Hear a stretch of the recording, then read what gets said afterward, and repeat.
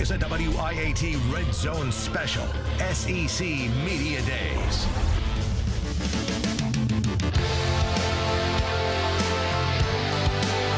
Here's Sims faking the pitch, rolls right, finds Cooper. Amari, big gainer down the right side. He's going to go. He's beating everybody. That's going to go for a touchdown. Amari Cooper, 80 yards. Oh, that's Eli Gold on the Crimson Tide Sports Network. You know, Eli's voice probably getting hoarse these days from calling Alabama victories over Tennessee. Last year, the Tide beating Big Orange 34-20. Butch Jones has yet to beat the Crimson Tide, just like the two coaches before him. Welcome inside the WIAT Red Zone, my friends. Hello, welcome aboard day 2 of SEC Media Days. Here's how bad it's been for the Volunteers ever since Nick Saban arrived in Tuscaloosa.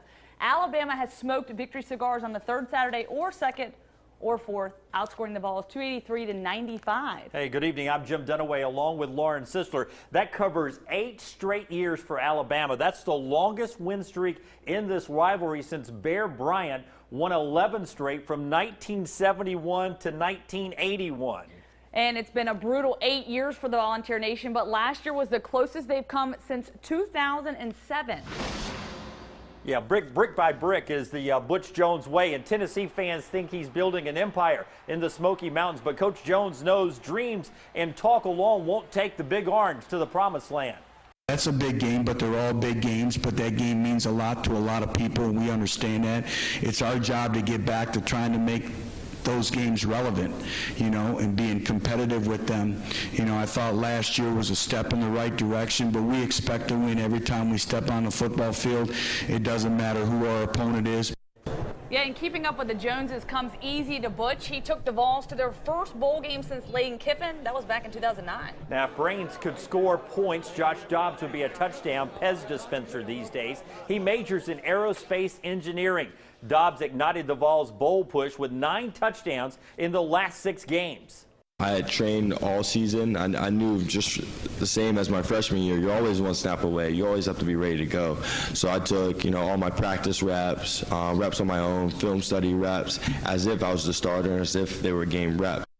Hey, it worked for him. Dobbs is going to need a little help, though, from the guys on the other side of the football this year. Our secondary is old, pretty much. We got some good experience back there, and as well as up front, we're good. It's good. It's been good having guys you played 1, 2, and 3 years with already, so it's positive. A few people know teams like the Riders that follow them. Melissa Kim had a chance to catch up with one of those guys. Wes Rucker here with 24/7 Sports. Thanks so much for being with us today. And you've covered Tennessee for more than a decade. With Butch Jones in his 3rd season now, 12-13 record. How are Tennessee fans feeling? Well, for a coach with a 12-13 record, he could still be the mayor of Knoxville, which is something I never thought I would ever see. But there's a reason for that. The way he's recruited, the way he's kind of put the pride back in the program, the way he's embraced the area, the way he's just sort of repaired the foundation of the culture of the program. And eventually, you know, you're going to have to win. Eventually, you can do all these, you know, fancy lights and shows and everything. Eventually, you're going to have to win, and they know that. So when do you think the next time we will see a Rocky Top victory over Alabama is then? I think a lot of that has to do not just with Tennessee, but with Alabama. You know, if you're trying to reach the top where they are, you know, you're going to have to hope that they come down a little bit, or that the pack kind of chases them. It's like in Talladega when that car gets too far in front of the others and you see the pack kind of the draft catching up to them. They all said it today.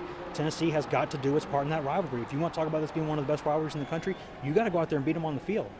You got to go out there and beat them, or else, you know, the rivalry starts to lose some luster. All right, thanks so much, Wes Rucker, 24/7 Sports. Guys, back to you. All right, thanks, Melissa. Now another tradition-rich program looking to get back on track. That's the Aggie squad. Yeah, Texas A&M. They came into the conference making more noise than the 12th man, their fan base. But that was with Mr. Football Johnny Manziel under center. The 5-0 start last season crashed in places like Starkville and in Tuscaloosa against Alabama. Kevin Sumlin's offense, even with Johnny Manziel, never had success against LSU either. So Sumlin did the old, if you can't beat them, you go out and hire them routine, stealing defensive coordinator John Chavis away from Les Miles. What I've seen is our guys, they're really getting upfield, and guys are flying around. Before I thought maybe maybe they're kind of gapping and stuff like that. We're really just trying to disrupt the backfield, almost in a way, kind of stop the play and disrupt it before the play can even begin. There's been a lot of buy-in early. I think he's brought a lot of energy. He brings a lot of credibility, just not just with his name, but heck, for our players, he was on the other sideline beating us.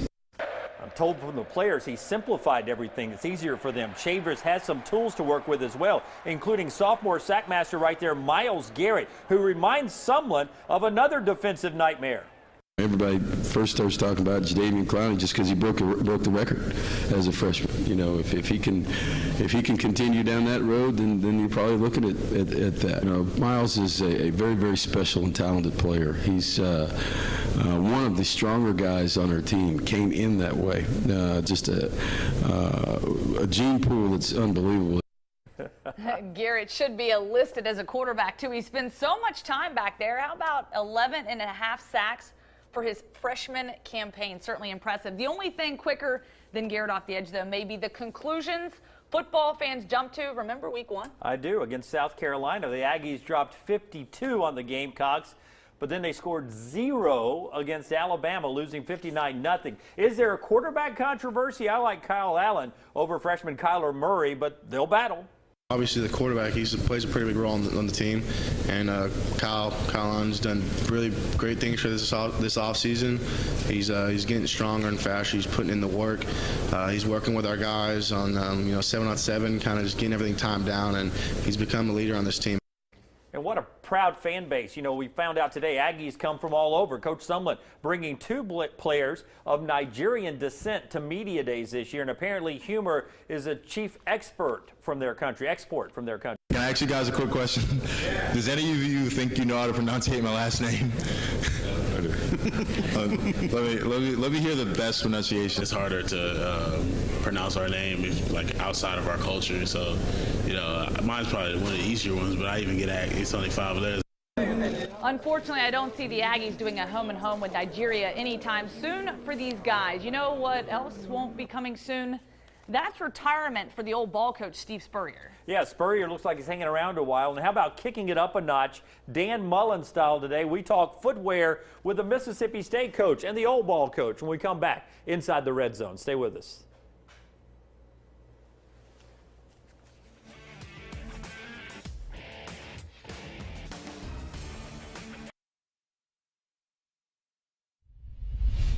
Oh man, Coach got some swag, man. That was exclusive. I kind of want a pair, but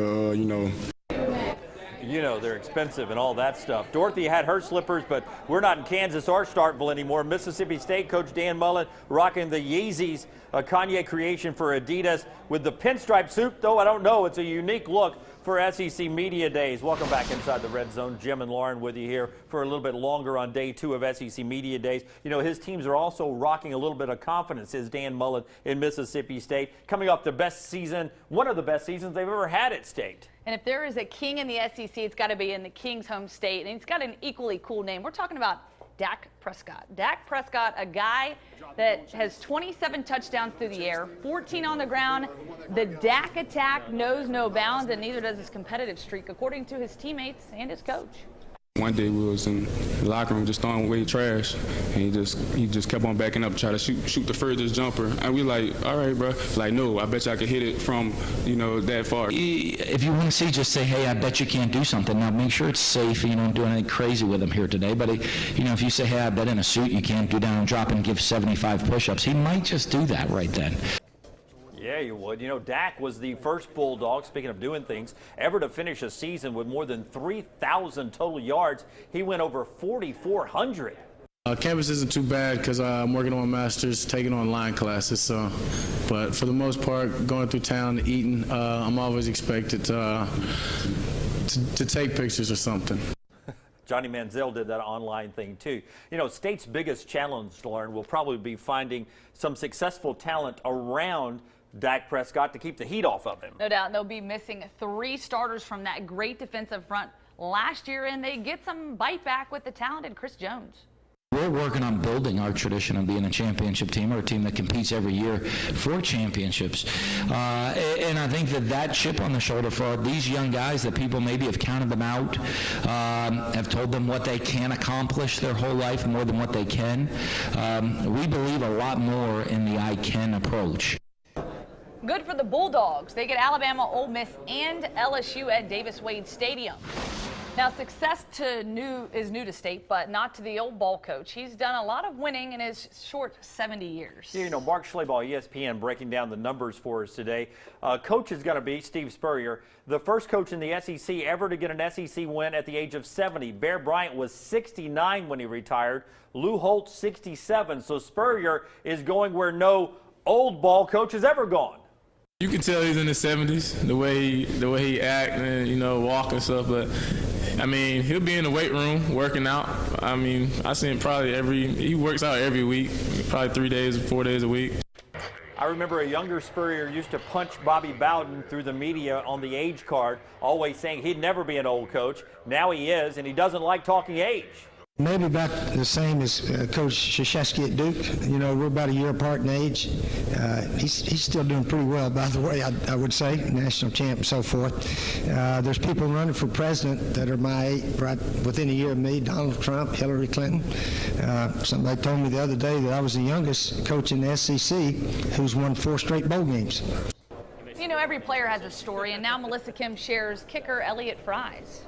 All right, we're joined now by South Carolina kicker Elliott Fry. Thanks so much for being here today. Oh, yeah, thank you guys. And you're the second kicker in a row to be here. Texas A&M's Drew Kaiser was here last year. Do you think you guys are getting more in the spotlight now?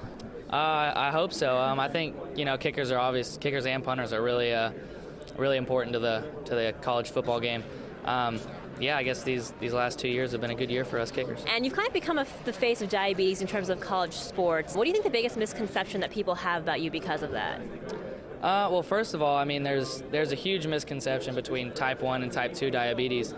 Type 2 is obviously diabetes that you get from being overweight or unhealthy, whereas type 1 is an autoimmune disease, which, you know, scientists still kind of struggle with why people get it.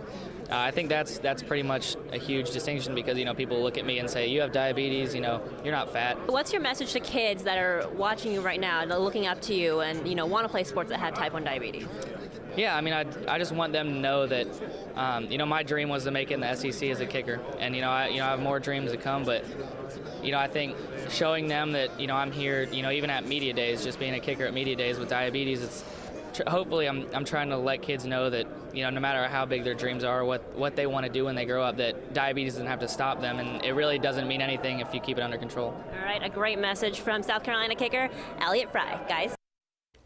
Now another diabetic on the field, Jay Cutler. So these guys definitely showing there is no obstacles too tough to overcome. That's right. The South Carolina defense was the worst tackling defense in the SEC last year. You can see the numbers there. They've got some talent coming back this year, and they've got John Hope there, who is with Steve Spurrier back in 2001 at Florida. Tomorrow, Lauren, it's Alabama's day. Alabama bringing the big crowds everybody always looks forward to. It's going to be another long day. 4 teams for day 3 of SEC Media Days. Should be a lot of fun. We'll be back here inside the Red Zone. You guys have a great evening, and we'll see you tomorrow in Hoover for day 3.